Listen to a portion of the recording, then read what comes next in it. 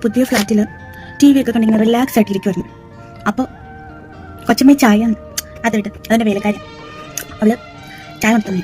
അവൾ തന്നെ ചായയൊക്കെ കുടിച്ച് അങ്ങനെ എൻജോയ് ചെയ്ത് ഇരുന്നപ്പോൾ എനിക്ക് തോന്നിയത് സഫാരി മാൾ വരെ പോകാമെന്ന്. ഞാനൊരു പുതിയ കാർ എടുത്ത് സഫാരി മാൾ വരെ ഒറ്റയ്ക്ക് പോയി.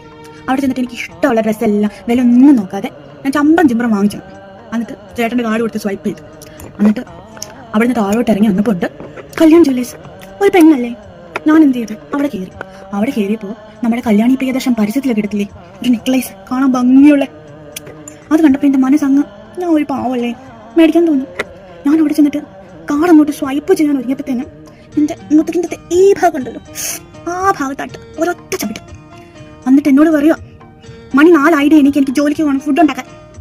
അതുകൊണ്ട് ഞാൻ എല്ലാവരും ഒരു ഫ്രീ അഡ്വൈസ് പറയുക, നമ്മളുണ്ടല്ലോ കല്യാണം കഴിക്കുകയേ ചെയ്യില്ല. അങ്ങനെ സ്വപ്നത്തിൽ പോലും ഒരു നെക്ലേസ് വാങ്ങാനായിട്ട് ഇവറ്റോളം നമ്മളെ കൊണ്ട് സമ്മതിപ്പിക്കില്ല.